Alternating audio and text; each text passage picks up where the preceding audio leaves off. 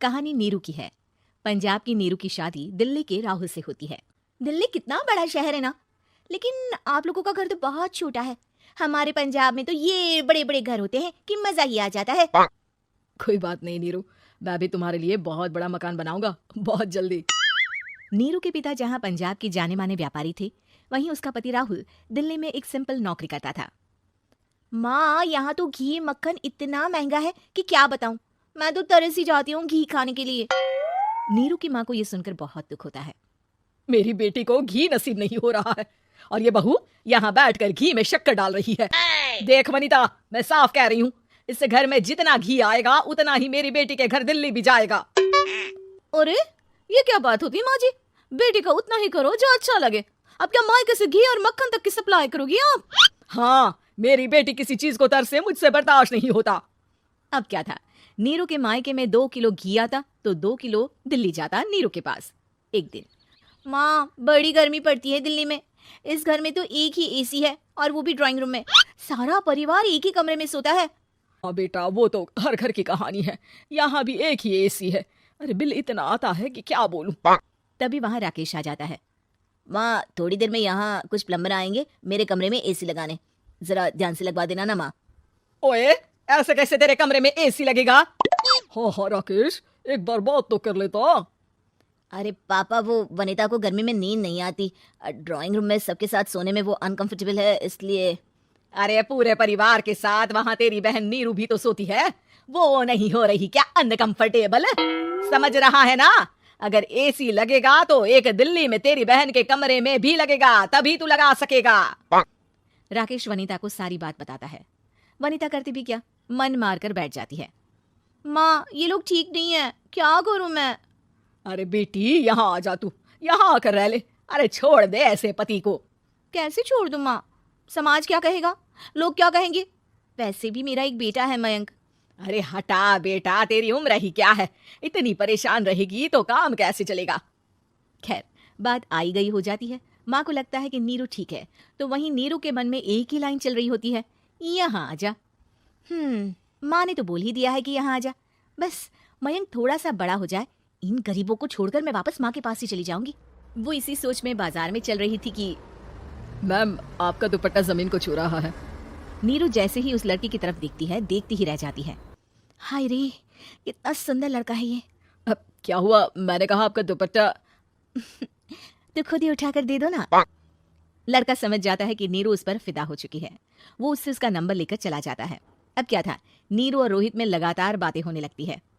मैं हरियाणा का रहने वाला हूँ, यहाँ एक बड़ी कंपनी का मैनेजर हूँ। अच्छा, और कितने बच्चे हैं तुम्हारे? बच्चे? अरे मेरी तो शादी भी नहीं हुई है। तुम बताओ, शादी करोगी? नीरू शर्मा जाती है। अब लेकिन मैं तो पहले से ही शादीशुदा हूँ। मुझे फर्क नहीं पड़ता, बस तुम शादी कर लो, भाग चलते हैं। बहुत पैसे वाला हूँ मैं, हमेशा खुश रखूंगा तुम्हें। नीरू रोहित से मिलकर सारा प्लान बना लेती है और फिर एक दिन घर से भाग जाती है। दोनों शादी कर लेते हैं। शादी के बाद, क्या बात है नीरू, तुम्हें परेशान सा देखता हूँ, सब ठीक तो है ना? हाँ, सब ठीक है। ये कहते कहते ही वो रोने लगती है। अरे क्या हो गया, रो क्यों रही हो? मैंने तुमसे एक बात छुपाई है और वही बात अब मुझे परेशान कर रही है। रोहित, मेरा एक बेटा भी है, उसका नाम मयंक है। क्या बात कर रही हो, ये तुमने मुझे पहले क्यों नहीं बताया? देखो नीरू, मेरी माँ को मैंने ये नहीं बताया है कि तुम शादीशुदा हो। बच्चा मैं मैनेज नहीं कर पाऊंगा। नीरू को समझ में नहीं आता कि वो क्या करे। तुम उस बच्चे को अपनी माँ को क्यों नहीं दे देती? नीरू चुपके से माँ को फोन करती है।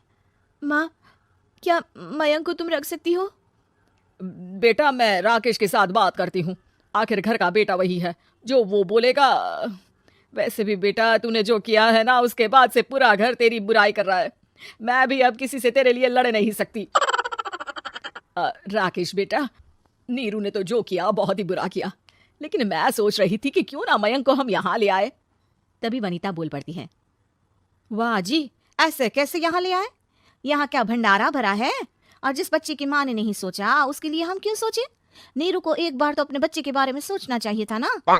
अरे लेकिन तेरे पास भी तो लड़का नहीं है ना वनिता। माँ, वनिता ठीक बोल रही है। कल को वो बड़ा होकर इसी घर का हिस्सा मांगेगा तो हम क्या करेंगे? माँ कहती भी तो क्या, वो चुप रह जाती है। वहीं नीरू का पहला पति कहता है, माँ, अगर आज भी वो वापस आ जाए तो मैं उसे माफ कर दूंगा। बेटा, गरीबी चीज ही ऐसी है, क्या करेगा। तू तो अब मयंक का सोच। वो बेचारा तो बिना माँ का हो गया। मयंक की खातिर तू दूसरी शादी कर ले बेटा। लोगों के लाख समझाने के बाद नीरू के पहले पति की शादी रिद्धि से हो जाती है, जिसके पहले पति से 2 बच्चे होते हैं। देखो जी, मैंने शादी सिर्फ बच्चे के खातिर की है।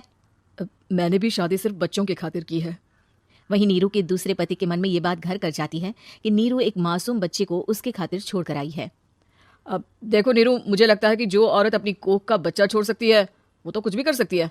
कल को तुम्हें मुझसे अच्छा कोई मिल गया तो तुम तो मुझे भी बाय बाय कर दोगी ना। नीरू को अब उसका दूसरा पति ताने देना शुरू कर देता है। तंग आकर नीरू उसकी यहाँ से भागकर अपने पहले पति के पास चली जाती है, लेकिन ससुराल में क्या लेने आई है नीरू, मयंक को? नहीं सासू माँ, मुझसे गलती हो गई, मुझे माफ कर दीजिए। नीरू, अब वक्त खत्म हो गया है, मेरी शादी हो चुकी है। तो छोड़ दो ना उसे, हमारा बच्चा है। मैं आपको अपनी माँ नहीं मानता, मेरी नहीं माँ तो बात अच्छी है। नीरू मयंक की बात सुनकर समझ जाती है कि उसके पास अब ना आसमान रहा ना ही जमीन।